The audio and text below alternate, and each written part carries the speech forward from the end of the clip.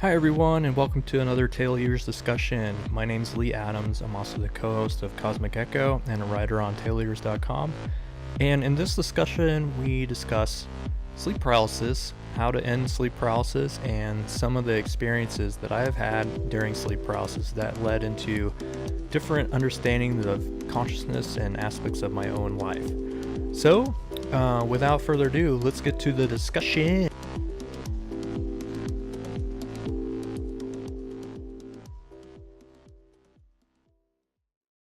Hi everyone, wanted to talk about sleep paralysis. I know that many people have sleep paralysis. It seems to be on the mind of people today for some reason, more common than before. And I wanted to give my own personal experiences with sleep paralysis and talk about maybe some ways that people can overcome the experience and kind of move on through the experience. So these are just my opinions, of course, but I've read a lot of information on it and over the years, and what I found is that sleep paralysis is decently common with a lot of people. Generally, people just don't talk about it. And there are a number of books about sleep paralysis that can actually help people overcome the experience, learn about it. Learning is a huge part of overcoming it and moving on. Some of those resources that you can find are on Ryan Hurd's website at dreamstudies.org, as well as a book called The Terrors That Come in the Night is a good one. And that book is one of my personal favorites because it really discusses some of the interesting aspects of sleep paralysis that are cross-cultural and that other people can have these experiences, and it's a little bit more common than people generally thought. So my experience of sleep paralysis is actually what got me into lucid dreaming, psychedelics, and so on. Oddly enough, I was in the military at the time when I had sleep paralysis for the first time. I was working night shift, and so I'd sleep during the day. And I was laying there on my bed, and I thought my friend, who was also my roommate at the time, jumped on my back. So he pushed me down and I couldn't move. It was absolutely terrifying. But when I tried to move, he pushed down harder on me. And so when I did that, when he did that, I got really upset. And in my perception of the experience, I told him verbally to get off of me, and he didn't. But instead, he started breathing heavily in my ear, which just even annoyed me more. So I got really upset and told him, hey, if you don't knock it off, then I'm going to punch you in the face, and continued to breathe in my ear and really upset me. So I went to swing and found that I woke up, or, there was no one in my room. So I was pretty freaked out, and I was so scared that I actually got up out of my bed and searched for my friend, just, oddly, in case he had somehow magically was able to hide himself in a corner of my room or something. And there was no one there. And when I went downstairs in my house, I lived on the third floor, but when I went downstairs in my house, there was nobody even in my house. I was alone by myself, which kind of freaked me out even more. So, yeah, that was my first experience of sleep paralysis. After that, it kind of actually just got worse. So, after a couple days of sleeping on the couch, I just generally didn't want to stay in that room after that experience. I decided, hey, this is my house. I need to sleep. I wasn't sleeping very well on the couch downstairs, and so I decided I was going to sleep in my bed. So I went, slept in my bed, and that was probably fine for a little bit. But then again, I woke up and I was listening to some people talk downstairs, and I noticed it was another friend of mine and one of my roommates and our housemates. And after a while, I noticed that the friend that was talking to them wasn't here. They were actually in the Middle East on deployment themselves. So at that point, I was like, wait a second, something's not right here. And at that time, at the immediate moment where I realized it wasn't my buddy talking to them, everyone got silent. And I was like, that's weird. And the only way I can describe this is a perception of like as if I could see an object floating up the stairs. And this object was a blue orb. And as it got closer to my room, the feeling of paralysis intensified, and then it came through my door and I blacked out. I don't remember what happened after that. So that was the second time in the same house, and that absolutely terrified me as well. So then I went to back to the couch for a while and was pretty freaked out about that. And I would go to work and tell people about these crazy experiences I was having, and they would kind of just look at me and think I was insane. And one person even said that like I was being possessed by a demon or something like that. And so that I took that a little bit personal. I was very religious at the time too, so I was like, well, this is his advice is not helping. So I went on the internet, and this is like 2006-ish time period.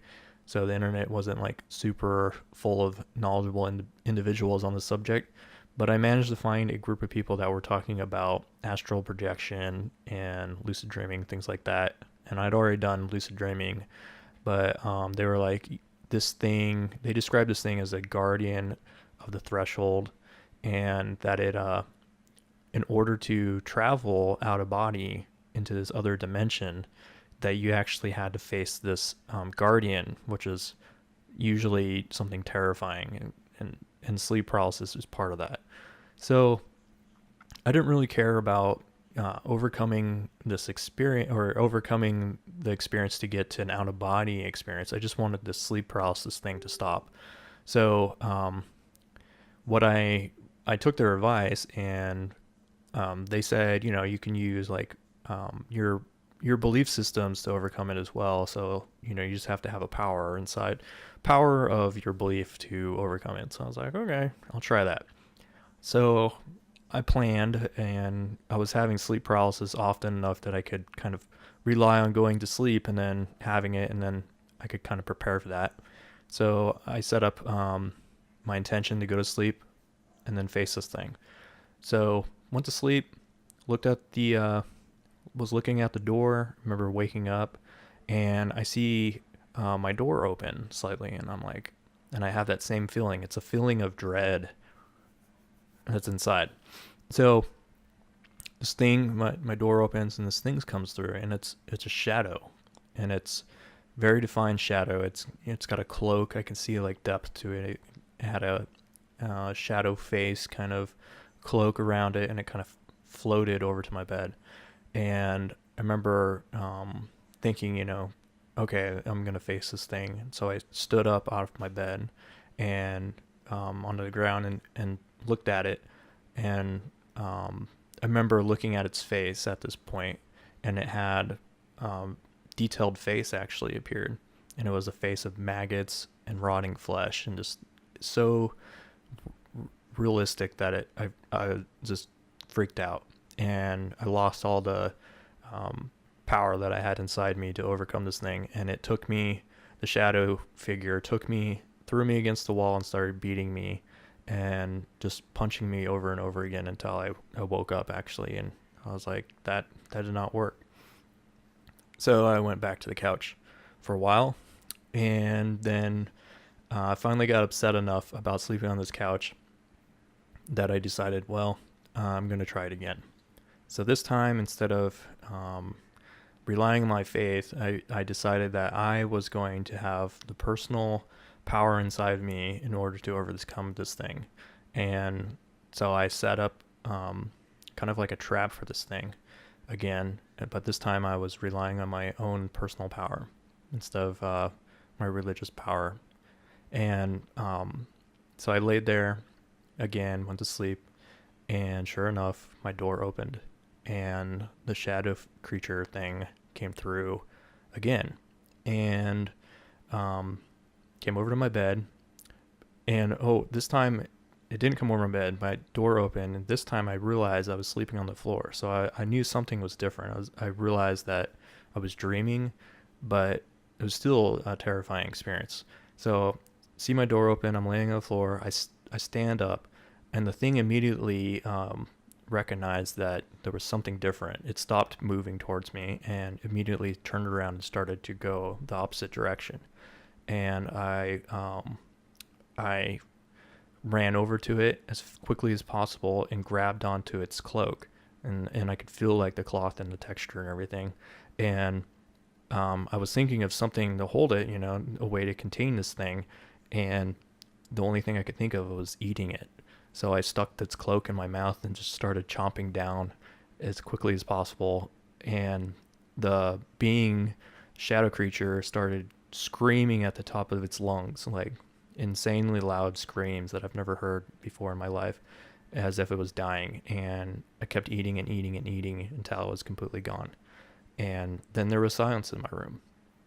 So if you watched the video or are going to watch the video on my first out of body experience, this is where it goes into that. So I'm not going to talk too much about that, but just know that that is actually when I had my first out of body experience, right after I ate this shadow creature thing. So pretty wild story. I know it sounds crazy and kind of unbelievable maybe to some people, but those who have had sleep paralysis can understand that these sensations feel very real. They often see shadow creatures, things like that, and they're absolutely terrifying. So I've had many sleep paralysis experiences since then. I still have them, and I kind of want to talk a little bit about that. So like the differences in those beings, and I'll talk about that in a different discussion. But wanted to get into how to stop sleep paralysis. So many people, there's many guides out there on the internet, but and many people have all the kinds of explanations that you could possibly have of how sleep paralysis happens. There's no real answer to it. No one knows for sure. It could be genetic, could be stress induced, could be sleeping positions, could be medications, all kinds of different things. But there's important things to know about sleep paralysis that will help you to identify the situation and understand that it's not something to actually be fearful of, and that you have the power within you, just like I did, to overcome this experience. And that's really where the power of overcoming the experience comes from, is internal power, the ability to know that this is something that you can kind of control. So for me, one of the things that I started to experiment with sleep paralysis was this constant idea where I could overpower it and attack it, things like that. And that worked for a long time for me. So I would stand up to these things, especially after the first time I overcame it, the drive to attack these things versus like be attacked became pretty common in my dream states when I had sleep paralysis. So I noticed that there's a feeling that I would have, like this feeling of dread, like I talked about before, and I would have that before I would actually notice that I was in paralysis, and then that would initiate me to know that I was a dream, and then I would also attack, run after these things and overpower them before they had the chance to overpower me. But what I found through this experience was that I was missing something. And the missing piece is that the shadow creatures, or the creatures that we have in sleep paralysis, they're there for a reason. You could say that they're aspects of your subconscious, or you could say that they're real beings, or whatever you want to call them, but they're there for a reason. They're trying to communicate something, or a desire, something like that. If you know much about Jungian shadow work, things like that, he describes merging with the shadow in order to become a better person, to understand the darkness inside of each of us, and to overcome it and become a better person. So I was actually in a Buddhist class. I didn't know anything about Buddhism, but I was taking the class just because I thought it would be easy. And my teacher, he became one of my good friends, and still friends today, but he said something interesting. I told him about my sleep paralysis experiences, and I was still having them, and I was like telling him how I was able to overcome these experiences by attacking these beings, which does work. I'm not saying that it doesn't work. Definitely does work. But something he said was interesting to me. He's like, well, I expected him to be kind of proud of me. I was trying to get some kudos out of him or whatever. And what he said was, he's like, why are you attacking these things? And I was like, well, because they're, tormenting me at night. And he's like, well, why don't you just sit with it and try to understand it? And I kind of was in shock from that idea. But at the same time, I was like, sure, I've never tried that. I might as well. So what he meant by this is kind of just sit with the idea in Buddhism and meditation and things like that. Instead of trying to force ideas out of your mind, and you could call sleep paralysis, the hallucinations of sleep paralysis, an idea, right? So if you're trying to attack these ideas and push them away, then that is pretty much the complete opposite of meditation. Meditation is where you sit with something, regardless of whatever it is, a thought, an idea, and you watch it as it is. It's a story that plays out, and and then it eventually goes away. So if you ever meditate and you think of an idea, and you're thinking of something that's very important, but you kind of separate yourself from the idea and you take a step back and you watch it as if it's like you're in third person of this idea, and you just watch it for a while, you realize pretty quickly that the idea evaporates, it turns into nothing, and then a new idea takes its place. And if you do that enough, you realize that these ideas actually don't have any real form. Another thing that's interesting about meditation is that most of the time these ideas, it's impossible for me to remember what the idea was that I was thinking of before. It's much like a dream. So at the time, like, I got to pay my bills. These are super important things. I am stressed out about this idea of I have to pay a bill, right? So like, say if money is an issue for me, I'm like, I got to pay these bills. Well, say I get the money and then I pay my bills off. Well, then something else will take its place most of the time. Another disastrous thing that I have to do right now. So the idea is to meditate on the idea, say I have to pay my bills, and I'm meditating on the idea of watching this idea while I'm actually meditating.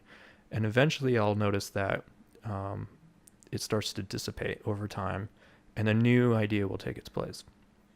So that's the gist of meditation, a type of meditation that I commonly use.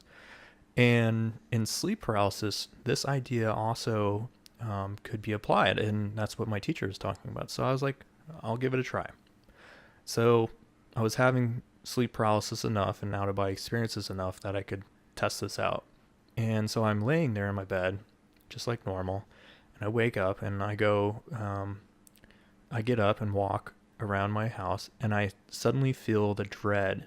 And I talked about this before, that sometimes I can feel the dread before I'm actually in paralysis, or even I don't have the paralysis in sleep paralysis, but I have the dreadful hallucinations and the bad creatures that show up and stuff like that. And so I'm talking about that right now. And so this thing, whatever it is, if I feel the dread, something bad is coming. And it's the same dread I feel in sleep paralysis. So this time I look down the hallway and I feel the dread, and it's a zombie. And I'm like, okay, well, here it is. And so it starts walking over to me, and I'm getting scared, and I decide, well, I remember what my teacher said, and to sit with it. So it came over to me, and I kind of just bent my head down and accepted the idea that this zombie was going to eat my brains. And those were the kind of zombies that I was into at the time, terrified of, with brain-eating zombies. And so I heard it, I bent my head down, and I heard a crunch, and immediately it stopped. And I looked up at the zombie, and I said, hey, why don't you sit with me? And it did. We sat down on the ground, and when that happened, I noticed that this zombie was actually a copy of myself. And I looked at it and I was like, what's going on? What's wrong with you? And it said, I'm disappointed. And I was like, what are you disappointed of? And it said, I'm just disappointed. And so I pondered that for a minute. And I remember looking down the hallway and there was another zombie coming our direction. And so I walked over to that zombie and said, hey, sit with us. And so they both sat down with me, and myself and I guess. And we sat there and the other zombie said, I'm disappointed. And I remember the zombies, for some reason, looked down and they pulled out wires out of their stomachs and they wrapped them together, like interchanged them and wrapped them together. And then they merged into one, merged into me, and I woke up. And I didn't really understand how to understand that dream, the symbology behind it. But I noticed that when I woke up and the rest of that day and continued on for probably ever, something had changed inside me. I felt freer. I felt less anxious, maybe less depressed as well, because I had chronic depression before this, and that's probably where my depression actually started to go away. So it's important to think that maybe there's multiple dimensions to these kind of shadow creatures or bad experiences, that they may be symbols of our subconscious trying to work something out. And there's research out that says that we don't have to understand the symbols that we're experiencing or understand it completely. So you could say, oh, it's, these are real beings and whatever. And that's fine. I mean, I have nothing wrong with you saying that. But the important thing to remember is that through these experiences and the one that I had where they merged together and then they came into me, that by itself was healing and not me having to understand the experience. So, I mean, there's many meanings that I could take from the merging of those things. I could say the unsatisfactory feeling that I had in my life manifested into some type of being where it was missing aspects of itself, missing this the concept of myself and me, and then merging together created a whole. And Jung talks about this as well, where you merge with the shadow. And this is actually before I read any of Jung's work at the time. So this whole idea of concept of merging into myself was completely new to me. So, but he talks about that, and you can look that up as well. So another thing to understand about sleep paralysis is that the paralysis experience, the paralysis in the experience, is actually natural. It happens to people every night. You don't experience it. You're not awake or aware when that happens. So paralysis happens so that we don't move around when we're dreaming. And scientists have removed the part of that in the brain for cats that caused them to be have paralysis. And they can watch them, and you can watch YouTube videos of this actually, where the scientists did that. And these cats run around catching mice and stuff, and they're actually dreaming. So it's important that our brains actually put us in the paralysis so we don't move around and act out our dreams. Because if we did, many people would be attacked probably, and it wouldn't be a good time. Not very good for the survival of humans. So every night we have paralysis. We actually have paralysis multiple times a night. And sleep paralysis is happening because there's an interruption in that process where we become aware that we're actually experiencing the paralysis. So when people experience that, it's terrifying because, you can't move, you can't scream, you can't do anything like that. But there are some ways, additionally, to kind of wake out of paralysis. One of the ways that most people don't want to hear is just to relax and to let the experience happen regardless of how painful it is or traumatic it is. Just relax, and eventually you will move into an actual dream state and the paralysis won't be experienced anymore. I personally think that paralysis is caused because of a rejection of the actual process of going to sleep. So for some reason we're becoming aware, and then the vibrations and the painful experience that you have in paralysis is in my personal opinion, caused because of the rejection or resistance to the paralysis just taking place.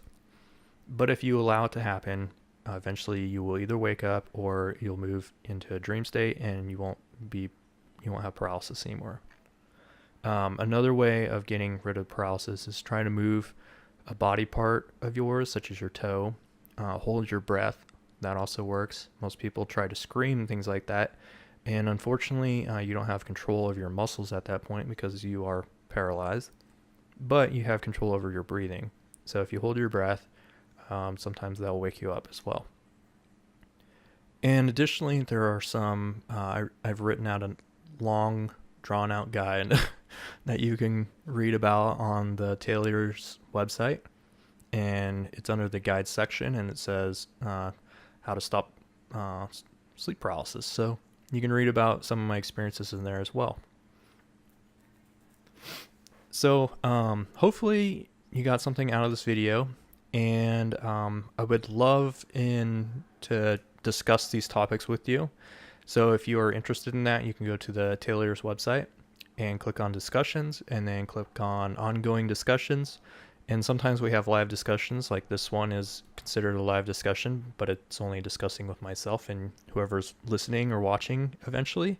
But trying to have live discussions for people that are interested in talking about these things, and just so I can get your opinions and views as well. Because the more that we discuss this, the more that other people will recognize that there's other people that have this, and maybe we can, as a group, figure out some ways of actually helping each other overcome the experience and move on with our lives, because that's what's important, getting good sleep, right? So hopefully you enjoyed this. Hopefully you learned something. If you did enjoy this, please share. If you see this on YouTube, subscribe and like, and try to get the word out, help other people. I'm just a normal guy just like you, and trying to make a difference. So the more people that know about sleep paralysis, how to overcome it, and possibly explore some other areas of their consciousness, the more people will kind of be awakened, I think, to understanding a larger aspect in their life. There's more to life than just the 9-to-5 job. And interesting enough, some of that happens in our sleep, right? So anyways, until next time, happy dreaming.